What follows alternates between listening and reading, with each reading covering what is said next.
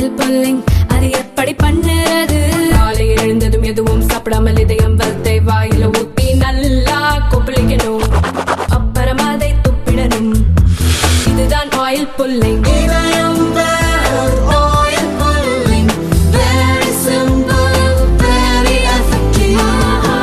Melur tungsten திட்டம் ரத்து, மக்களுக்கு கிடைத்த வெற்றி.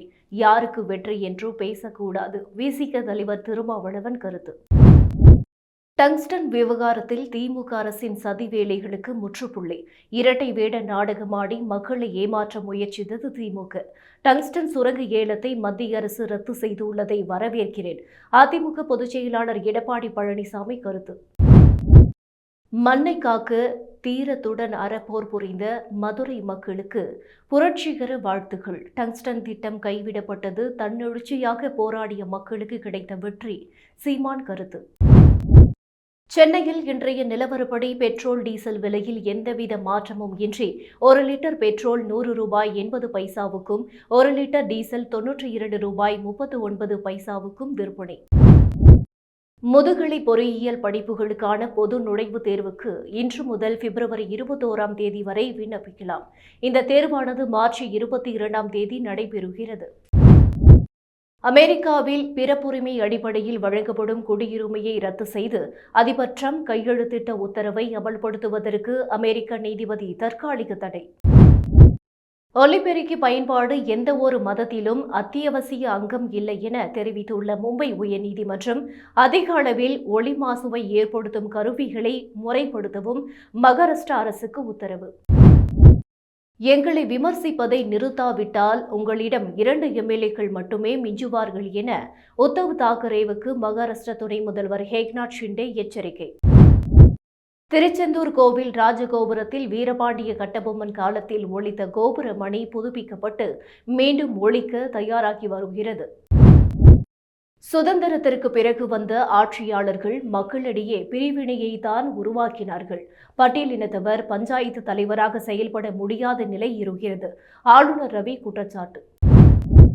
பணிபுரியும் இடத்தில் பெண்களுக்கு அசௌகரியத்தை ஏற்படுத்தும் சொல் கூட பாலியல் துன்புறுத்தல் தான். சென்னை உயர்நீதிமன்றம் கருத்து. உத்தரப்பிரதேசத்தில் நடந்து வரும் மகா கும்பமேளாவில் பிப்ரவரி முதல் வாரத்தில் பிரதமர் மோடி கலந்து கொள்ள உள்ளதாக தகவல்.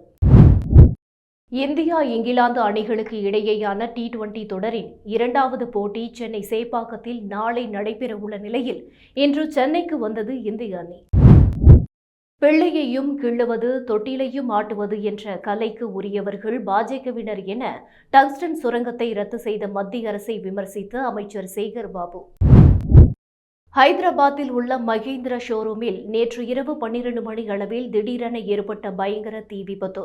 தகவல் அறிந்து வந்த தீயணைப்பு படையினர் தீயை அணைத்தனர். மின்கசிவு காரணமாக தீ விபத்து ஏற்பட்டிருக்கலாம் என கருதப்படும் நிலையில் போலீசார் வழக்கு பதிவு செய்து விசாரணை. பிரபாகரன் ஒருபோதும் பெரியாரையோ திராவிட இயக்கங்களையோ குறை சொன்னதில்லை. சீமான் பேசுவது பிரபாகரனை இழிவுபடுத்துவது போல் உள்ளது. திருமாவளவன் அதிருப்தி. பெரியார் பற்றி பேசுவதற்கு சீமானுக்கு எந்த தார்மீக உரிமையும் இல்லை. இவ்வாறு பேசுவது சீமானுக்கு நல்லதல்ல. அதிமுக முன்னாள் அமைச்சர் KP முனுசாமி பேச்சு. மேலூர் பகுதி மக்களின் போராட்டத்தை தொடர்ந்து அவர்களின் உணர்வுகளை மதித்து மத்திய அரசு எடுத்துள்ள முடிவு வரவேற்கத்தக்கது. பாமக தலைவர் அன்புமணி வரவேற்பு. 505 தேர்தல் வாக்குறுதிகளில் 389 வாக்குறுதிகளை நிறைவேற்றி உள்ளோம். இதனை புள்ளி விவரத்தோடு முதல்வர் சொன்னதும் பதட்டமடைந்த எடப்பாடி பழனிசாமி ஒரு பொய்யிலிருந்து மற்றொரு பொய்யுக்கு தாவி தாவி செல்கிறார். அமைச்சர் KN நேரு விமர்சனம். இந்தியா இங்கிலாந்து அணிகள் மோதும் 2வது T20 போட்டி சென்னை சேப்பாக்கத்தில் நாளை நடைபெறும் நிலையில் ரசிகர்களின் வசதிக்காக நள்ளிரவு 12 மணி வரை மெட்ரோ ரயில் சேவை நீட்டிப்பு. ஜூனியர் பெண்கள் T20 உலகக்கோப்பை போட்டியில் இலங்கை அணியை 60 ரன்கள் வித்தியாசத்தில் வீழ்த்தி இந்தியா ஹாட்ரிக் வெற்றி.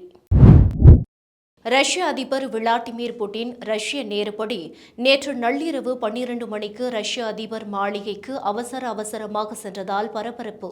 உடல் நலக்குறைவு, போர் நிறுத்த ஒப்பந்தம், ட்ரம்ப் பேச்சுவார்த்தை என ஏகப்பட்ட யூகங்கள் பரவல். அண்ணா பல்கலைக்கழக மாணவி பாலியல் வழக்கில் மாணவியின் தகவல்களை கசியவிட்ட விவகாரத்தில் சென்னை கமிஷனர் அருணுக்கு எதிராக நடவடிக்கை எடுக்கலாம் என்ற உயர்நீதிமன்றம் உத்தரவை நீக்க கோரிய தமிழக அரசின் மேல்முறையீட்டு மனுவை 27ஆம் தேதி உச்சநீதிமன்றம் விசாரிக்கிறது. ஜியோ, ஏர்டெல் நிறுவனங்கள் டேட்டா என்ட்ரி, வாய்ஸ் கால், எஸ்எம்எஸ்களுக்கு தனித்தனி ரீசார்ஜ் திட்டங்களை அறிமுகப்படுத்தியுள்ளன.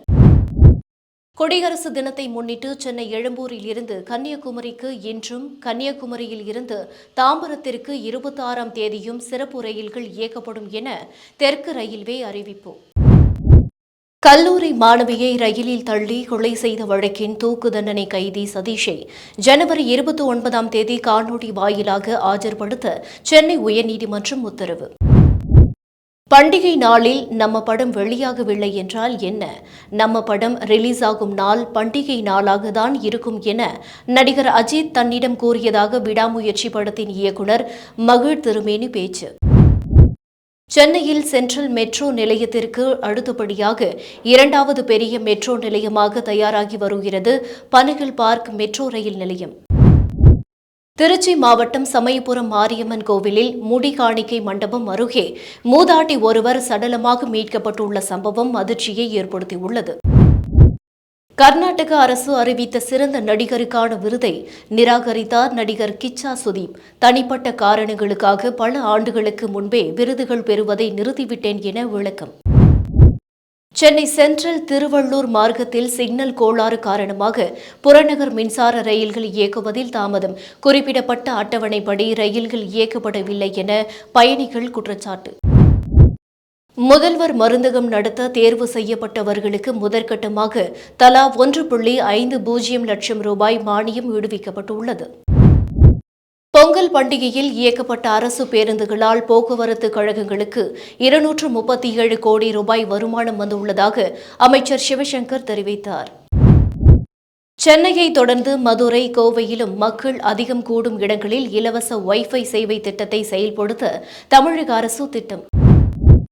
திருப்பதியில் திருமணம் செய்து கொண்டு கணவர், குழந்தைகளுடன் திருமலையில் வாழ வேண்டும் என்பதே தனது ஆசை. நடிகர் ஜான்வி கபூர் விருப்பம். சென்னை ராமச்சந்திரா மருத்துவமனைக்கு முதல்வர் ஸ்டாலின் இன்று காலை 7 மணியளவில் வழக்கமான பரிசோதனைக்காக சென்றார். யாஷ், நயன்தாரா நடிக்கும் டாக்ஸிக் படத்திற்காக மரங்களை வெட்டிய புகாரில் பட இயக்குநர் மற்றும் தயாரிப்பாளரிடம் விளக்கம் கேட்டு கர்நாடக அரசு நோட்டீஸ். T20 கிரிக்கெட்டில் நாங்கள் ஆக்ரோஷமாகவே விளையாட விரும்புகிறோம். இந்தியாவுக்கு எதிரான முதல் போட்டியில் சுழற் பந்து வீச்சாளர்களுக்கு எதிராக நாங்கள் நினைத்தபடி விளையாட முடியவில்லை. இங்கிலாந்து அணியின் கேப்டன் பட்லர் பேட்டி. தமிழகத்தில் நகர்ப்புற உள்ளாட்சி தேர்தலை போன்று ஊரக உள்ளாட்சி தேர்தல்களிலும் இனி மின்னணு இயந்திரங்கள் பயன்படுத்தப்படும் என மாநில தேர்தல் ஆணையர் நிர்மலா சாமி தகவல்.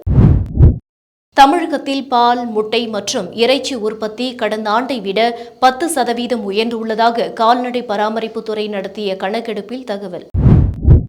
தமிழகத்தில் இருந்து ஒலிம்பிக் போட்டிக்கு அதிக வீரர்கள் அனுப்பும் நோக்கில் 50 கோடி மதிப்பில் திருச்சியில் ஒலிம்பிக் அகாடமி அமைக்க அடிக்கல் நாட்டிய அமைச்சர்கள் KN நேரு, அன்பில் மகேஷ்.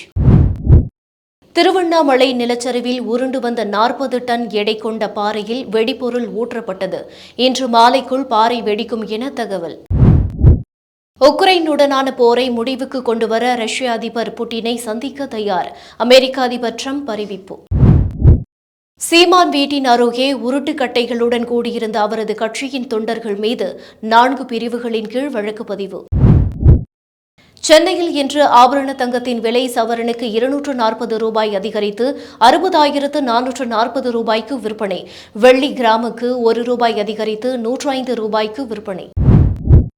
பாஜக மாநில தலைவர் தொடர்பான ஆலோசனைக் கூட்டத்தில் பங்கேற்க அமித் ஷா ஜனவரி 31ஆம் தேதி தமிழகத்திற்கு வர உள்ளதாக தகவல். திருச்செந்தூர் அருகே தாமிரபரணி ஆற்றில் குதித்து தற்கொலை செய்து கொள்ள முயன்ற மூதாட்டியை ஆற்றுக்குள் இறங்கி உயிருடன் மீட்ட ஆத்தூர் காவல் ஆய்வாளர். பெரியார் குறித்த சீமானின் பேச்சுக்கு எதிர்ப்பு தெரிவித்து நாம் தமிழர் கட்சியில் இருந்து 3000 பேர் சென்னை அண்ணா அறிவாலயத்தில் முதல்வர் ஸ்டாலின் முன்னிலையில் திமுகவில் இணைந்தனர். குடியரசு தினத்தையொட்டி கலை நிகழ்ச்சிகள் ஒத்திகை. சென்னை மெரினா கடற்கரை அருகே காமராஜர் சாலையில் இன்று நடைபெற்றது. இதனால் போக்குவரத்து மாற்றம் செய்யப்பட்டது. சேலம் மாவட்டம் எடப்பாடி அருகே காதல் திருமணம் செய்து கர்ப்பமாக இருந்த இளம் பெண்ணை வீடு புகுந்து கடத்திச் சென்ற விவகாரத்தில் அந்த பெண்ணின் பெற்றோர், சகோதரர், சகோதரி உள்பட 6 பேர் கைது.